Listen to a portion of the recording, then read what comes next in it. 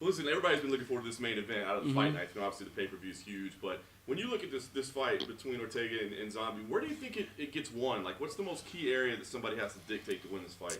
Honestly, when I look at the matchup between the two, right, Zombie has like a complete skill set, and so does Brian Ortega. But where Brian Ortega struggled with Max Holloway was when he was forced to stand for an extended period of time. And I think that's the same type of situation he's going to find himself in with the Zombie. He's got to get this fight to the ground. And if not for keeping him there extended periods of time, he has to be able to mix it up to make the Korean Zombie not feel so comfortable on the feet, because that dude's a handful too. So ultimately, it's I know Brian Ortega knocked out Frankie Edgar, and sometimes you fall in love with the hands, but for him, he needs to get this fight to the floor, because if the Zombie can stay standing, he's very difficult. Yeah, we just found out the last couple of days, obviously, that Henner can't make it. I mean, from a fighter's point of view, like, how much difference can that make? I mean, I kind of like what Henner said, where he's like, dude, jiu-jitsu, you got. That was the most. I was on the plane with Brian Ortega over, and we were talking, and he was talking about his training camp and how well it went, and how Henner had his positive test weeks ago, right? But he's been kind of alternating positive and negative. And when you get to Vegas, if you're positive, you can't travel. It is what it is. But if there was one coach, and this is a mindset of Brian Ortega, right? If there's one coach that he had to go without, if it's the jiu-jitsu guy, he feels pretty confident. Because as we know, Brian Ortega is as talented a grappler as we have in the entire UFC. So, tough for a team, but it's like me not having a wrestling coach going into a fight. Right. So, it's best of the worst case scenario. Does it change though? Like, because I get the feeling they're kind of like a mentor relationship too, right? I mean, does that change anything? Well, I mean, I just think that at this point, right, when you fought for a world championship, you know how to go fight, right? And what's normal? What's normal today, right? So to think that Brian Ortega is going into this fight and things don't feel normal, well, he's fighting in Abu Dhabi on Fight Island. There's a place called Fight Island that Brian Ortega is fighting the Korean Zombie, right? So what's normal in 2020? So this is kind of par for the course for all the fighters that are fighting on these cards. If something gets dealt your way, whatever. It's the way the world works today. No doubt. Outside the main event, man, any names, matchups, anything that stand out to you as you're studying, like good stories or styles you want to watch? We just did fighter meetings for the last 5 hours, and I have to go and decipher through these notes because I take a ton of them, right? Because I don't want to seem like an idiot on the broadcast, but there's some high-level talent on this fight card. I'm excited about the heavyweight matchup on the main card. I'm excited about the light heavyweight matchup. I feel like, and I'm going to butcher these names if I can even remember them. What's the kid's name at the light heavyweight matchup? The kid that knocked the guy out with the elbows last fight. Very different name. He's from England. He fights out of England. Huh? No. No, he was from the other card. Is it Dricus or no? No, M. His name starts with an M, and he's fighting the big kid, the big strong kid that lost to Modestus versus Jimmy Crute, right? That's the one. And can you believe that? I can't remember all the names. Like, come on, man. It's like Modestus and Jimmy Crute, right? I think this is gonna be a good fight because, for me, it's about the stories. Like, I love the stories going into fights. I love the storylines, right? And if we go back a year and a half, Jimmy Crute was this guy. The same exact situation. Jimmy Crute going into the fight with Serkinov, right, as the guy, undefeated. He was the new prospect in the division. He ended up getting beat, got back on the win in his last fight. Now you look at Modestus. He comes into the UFC, has an impressive performance, win $50,000 with that nice finish. And now he's the guy. And Jimmy Crute finds himself in that situation that Misha was. Now, does he take advantage of it as Misha did before? So I'm excited about that fight. There's just some good fights all up and down the card, you know. And as I continue to prep, because I don't even know what today is. Is it Tuesday, Wednesday? I don't even know what day it is. But I know that come Friday, we'll be we'll know who these guys are, because as you learn about them over the course of the week, you know how talented they are. You talk about stories in the light heavyweight division. The new champion, Jan Blachowicz. What do you make of him? Does he deserve? Man, this is respect so right crazy. now? Is there Like, Haskins next to him? What do it's you so think? crazy, man, because like if I say something, then he's gonna attack me. Like it's like I'm like an easy target here lately. All of a sudden, like I decided to retire, and everybody takes shots at me. You know, I said something. I praise Jan Blachowicz for his title-winning victory. I thought he looked fantastic. But I also speak the truth, right? And I sometimes see things, and I speak on those things, and he didn't quite like them. So then he tells me to go fight him. I'm 41 years old, man. I just got out of the game. You try to pull me back in? I think he's a good fighter. I think he's very talented. And honestly, what he's done is inspiring. It should inspire a whole different crop of fighters and let them know that the top is not out of reach. We've seen Jan Blachowicz lose. We've seen him lose at light heavyweight. We've seen him lose at middleweight. And he continued to believe in himself and his team. And now he's the UFC light heavyweight champion. And I don't think there's no asterisk. Or asterisk. What, asterisk? Is it asterisk? I can't say Asterisk. I can't ever say it. I don't think there's... Asterisk. It's asterisk, right? You said asterisk. That's what messed me up. Like, there is no asterisk. Like, I think that John Jones left the division, right? And this guy won the title. And he deserves all the respect in the world. And I'm interested to see what happens. And I'm excited to see what happens with this division because for a decade, Jones and I were the only two people that ever touched that belt. Let's see if this thing starts switching hands like a hot potato or if somebody can hold on to it. So last thing for me, I mean, we have to ask about Jones. This Jones Adesanya stuff. It's on different levels than even you guys were, right? I mean, what are you making out of this whole thing? Well, because Adesanya is one of those new internet kids, right? These internet kids don't even need to verify if something's true. They use it. There's a rumor, they use it, which is actually quite astounding because there was a rumor that Jones hid under that cage for years. Adesanya somehow got him to admit to doing it. He actually got him to admit to doing it. So, I mean, there's obviously a method to his madness. And I thought when that started and he kept going after Jones, I was like, man, I can only imagine how many plates or like coffee mugs Jones broke in his house that night because he's so mad.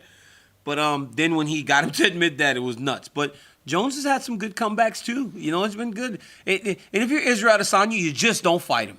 Because you know how mad he is, right? Could you imagine making this man as mad as he is making him and just not fighting him? Because it doesn't seem like Izzy's ready to fight him right now, but I think this is the matchup. I think it would be a fantastic fight, too. Well, that's what's interesting, right? Is like it doesn't even seem like they're ready to fight, so why are they Well, going Jones wants to it? fight him. Like, Jones wants to fight him. Like, everybody talks about Jones, but Jones is a fighter, man. He'll fight you. He'll fight anybody.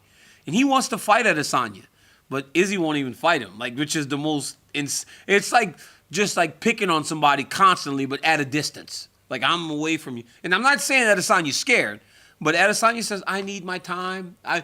You said you were going to heavyweight 10 years ago. You're finally doing it now. You know, why can't I have time?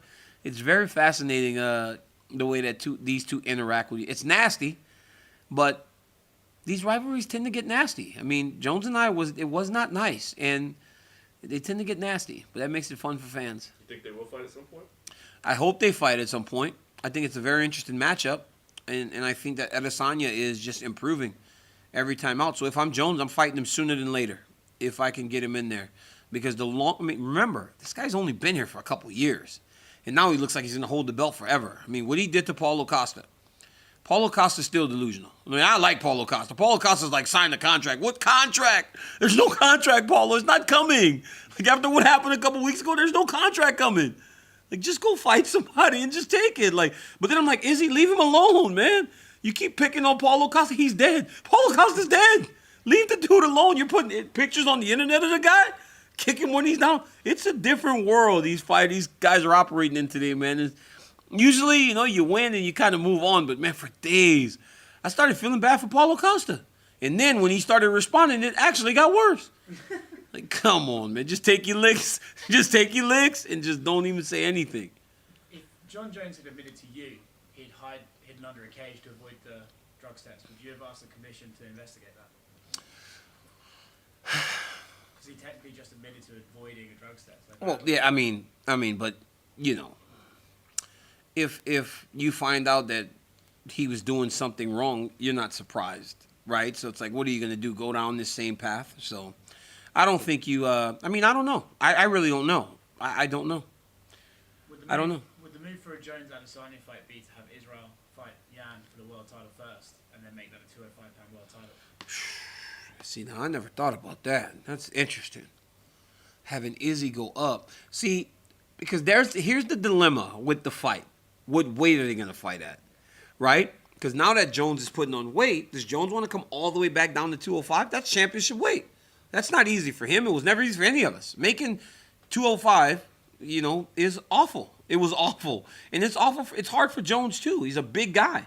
So for Adesanya to come up and just think that dude's going to deplete himself all the way back down to the championship weight, that's probably not what he would want to do. But if Adesanya can get past Blachowicz and now he's holding that title, now it might be a little bit more intriguing to Jones to go back down there. I mean, I don't know the weight. I really don't care, though. Like, I think Adesanya's a big guy. They can fight 215, give Jones a few pounds. I remember when I fought Anderson, and it was like on short notice, and I'm on my way down to 205. And when they told me he was coming and he weighed like 211, I was like, please make the fight at 210. Like, don't make me cut this last 5 pounds, right? Like, and I know that's what Jones would feel as he comes down to 205 if that's where the fight takes place. So those last 5 pounds are the worst. So imagine if you don't have to cut those off. It'd be crazy. Knowing Jones, though, right, it would almost be the most annoying thing Israel could do is go and get the 205-pound title and say, oh, see, now it's my belt, and you gave it up, now I have it. Could you not think that would just entice Jones enough? Or do you really think the weight is the biggest? I mean, I think that at this point, when you've done what Jones has done over the course of his career, now you start to look for new challenges, right? I mean, it's easier to speak about these things because I was in the same situation, right? When I'm beating Volkan and all those guys, and I'm like, I'll go fight Stipe, right? It's something new, and I think at this point, Jones has finally wrapped his head around going up, right? Because for a long time he teased it, but it was never truly like a real thing. And now that he's wrapped his mind around it, I don't know if he's going to want to like kind of divert that back to going to 205. It's a massive change for a guy that it took a long time to make up his mind, and now he has.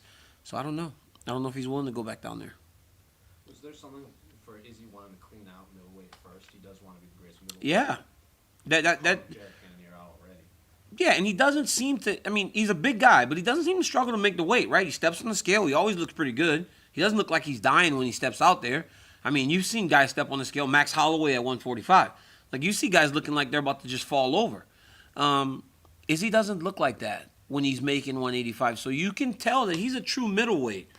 And there's honor in cleaning out the division before you start looking to new things, right? Because what about the guy that's next? What about the Jared Cannonier, who has done so many spectacular things to earn a title fight? All of a sudden, the champion's gone. Like that's not really good for the sustainability of a weight class. So, Izzy wanting to stay there and fight is great for the division, but fans, which is what we are, we love the sport. We're fans of the sport. Fans want to see the next big thing.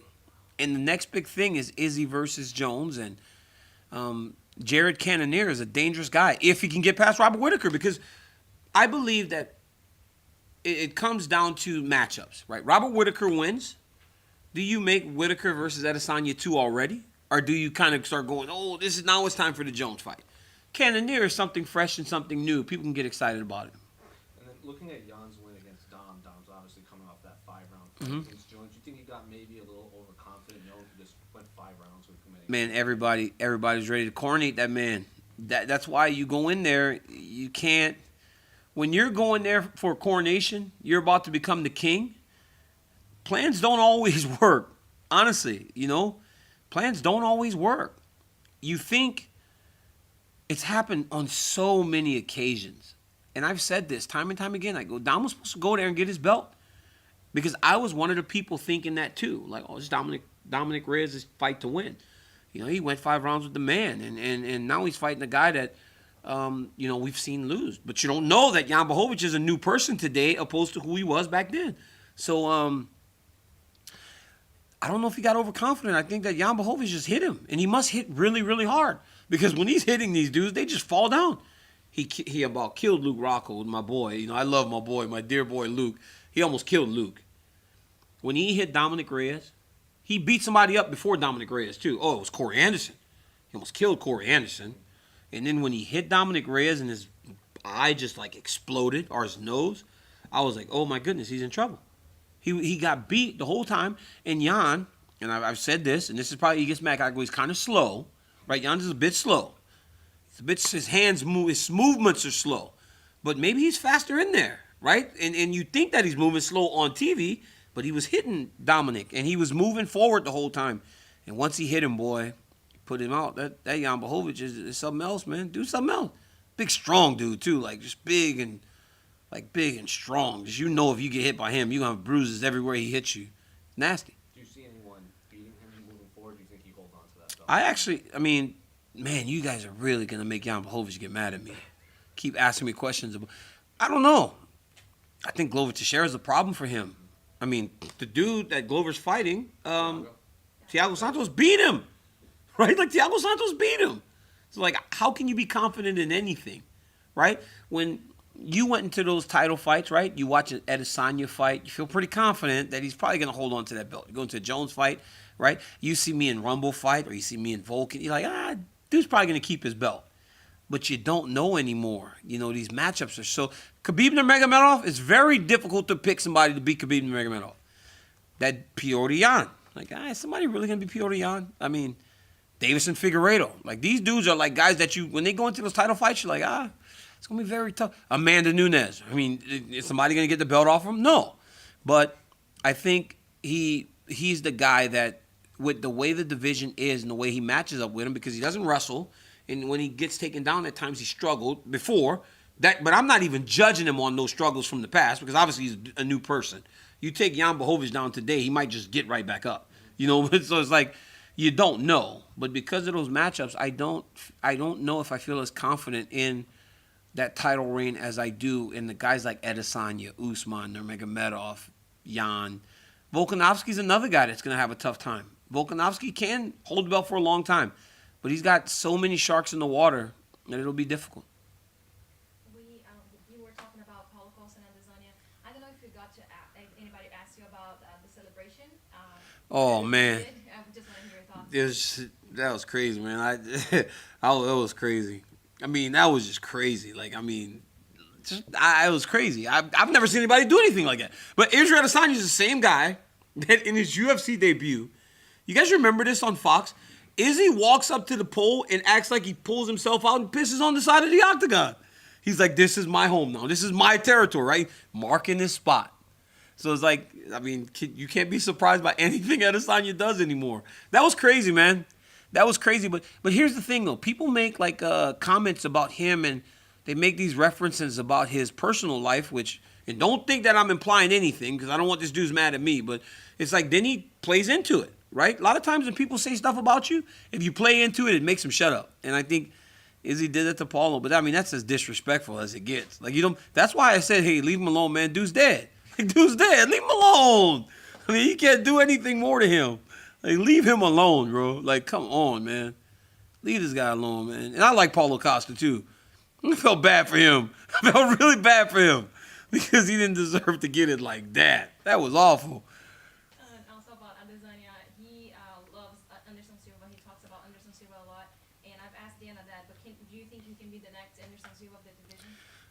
I think so. I mean, and also, you know, when I thought about the fight, when I watched him beat on Paulo Costa, and I watched him beat on Robert Whittaker, a year and a half ago, Anderson Silva fought him to a 29-28 decision at 43 years old. Like, so how special is Anderson Silva that he can go with this dude?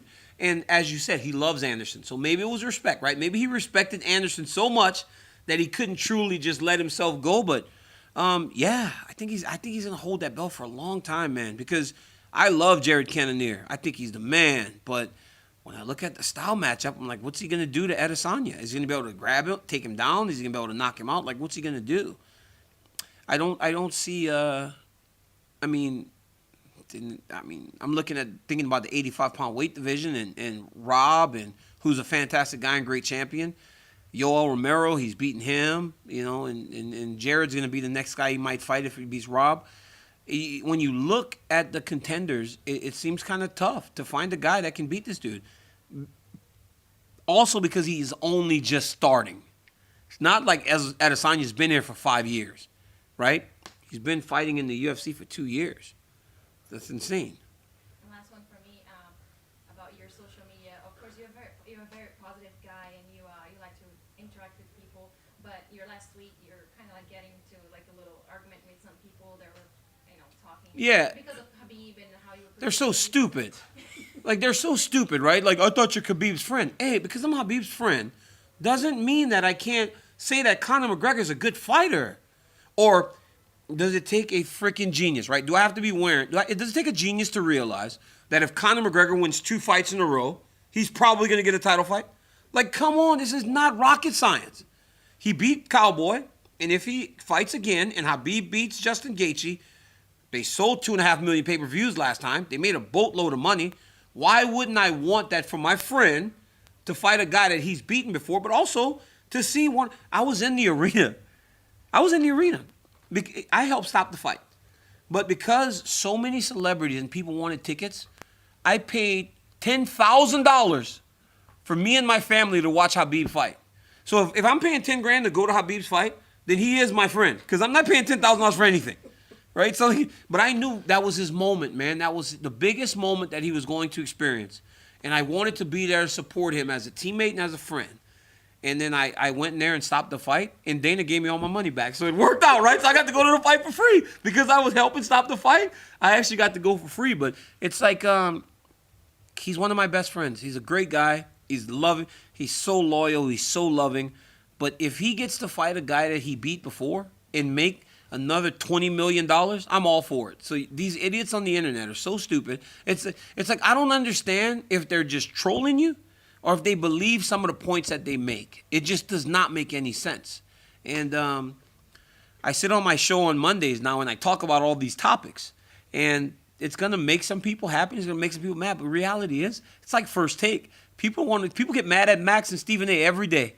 And the more that they get mad at me and Ariel, the better it is. Because that means that we're starting to hit our points are starting to hit home and people are paying attention. And that's great. ESPN loves it. And sorry, as one of his best friends and teammates, do you think he would listen to you and fight McGregor again? I don't think he'll fight McGregor again. But I still know that if I'm working for the UFC, I'm trying to put that fight together. I tell you that much. If Conor can win again, I'm trying to put the fight together. And Khabib's just so rich now. It's like he don't need money. Khabib is so rich now, it's crazy. He's like, you can give me. He said they can give him the whole UFC and he ain't gonna do an Ultimate Fighter. $5 billion. And you know what's crazy? He means it. He's not selling. He's as genuine a person as you'll ever meet in the world.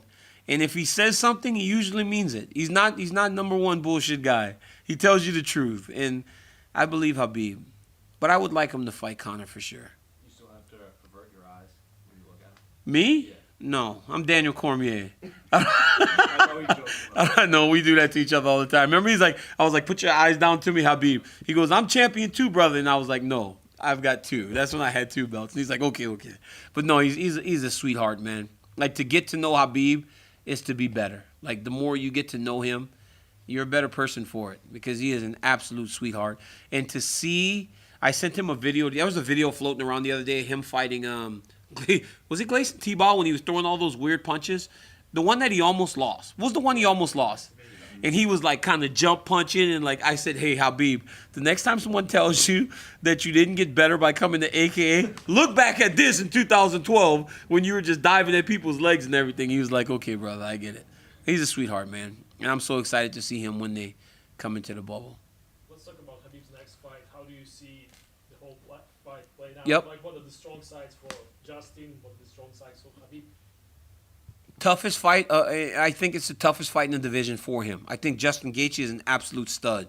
He is, they call him the human highlight and the most exciting guy in the game, and it is true. But not just the game, in all of combat sports. There is no fighter in the world of sports that is more exciting than Justin Gaethje. Boxing, kickboxing, mixed martial arts, you'll find nobody more exciting and better. And the Justin Gaethje that fought Tony Ferguson in April or May is more dangerous to Khabib than anyone that he has ever stood across the octagon from. With that being said, I've seen Khabib Nurmagomedov train for championship fights and fights since 2012. The only person that was more thorough in their preparation was Cain Velasquez when he became the champion back in 2010. No one worked harder. No one was more committed. And I just don't know if anyone's going to beat him. I'm confident in believing that Khabib will retire undefeated. Nobody will beat this guy.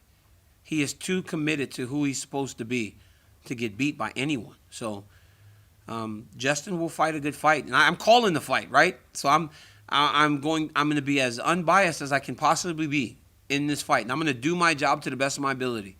But I just don't know if anybody can beat this guy right now. There's no 55-pounder should feel that strong when he grabs you. And Khabib said exactly what he's going to do in this fight, just like he did With everybody. He tells you, but it's like you got to be able to stop it. He's become so good at what he does that you have to be able to stop it. No, that's why Justin's the most dangerous, because Justin has the skill set to stop it. Let's see what happens. Another fighter that people call Khabib 2.0, Khamzat Chimaev. What are your thoughts on this guy? Let me tell you something. I'm high on this dude. That dude right there is something else. I couldn't believe what he did to Mearshart. Mearshart was terrified. Mearshart said all the right things during the week. I'm not afraid of this dude. And then the fight started. He looked like a deer in the headlights. He's backing up. Chimaev walks him down and just punches him upside the head. Mearshart falls down. Fight's over. What, 8 seconds? Wasn't it like 8 seconds? I mean, this was the craziest fight. And this dude now, everybody would say stuff like, Khamzat Chimaev is better at striking than he is grappling. Like, no way. I've seen this guy outland people 175 strikes to 5 in 2 fights where he just took him down. And then against Gerald, this dude's a welterweight. And he's putting people to sleep like that. So, good luck with Khamzat Chimaev in 185 or 170. I talked about Usman and those guys having the ability to run the table for a while. If that kid keeps climbing the ranks, he's a real problem for everyone. I don't know if you're aware of, but his teammate is fighting on the next card. Guram Kutateladze, remember this name? Guram Kutat. I'm glad I don't have to say that. Yeah. And he's fighting Mateusz Gamrot, who is a Oh, yeah. I'm going to just call him Guram. So when you hear me saying Guram over and over on Saturday, just don't worry. Just know that I cannot pronounce his last name. I'll learn it at some point, though. Keep winning. I didn't know how to say Chimaev until he made me learn it. Huh? You didn't know how to say Nurmagomedov at some point, probably. No, I knew how to say that. I got beat by enough Russians in wrestling to know how to say Nurmagomedov. Like Darren Till said that he'd give Khamzat a shot, the big boys, if he gets through Jack. How do you see that matchup going? Darren Till's a bad boy. That if he goes and fights Darren Till, we're gonna know exactly where he stands, because Darren Till's a bad boy, and also one of the funniest guys on the internet that I've ever seen. Like, somebody take Darren Till's phone, man, because he's very disrespectful. Him and Adesanya need to be on timeout with their phones because they're out of control. I think that's it. All right. Thanks, Daniel. Hey guys, thank you. That was fun.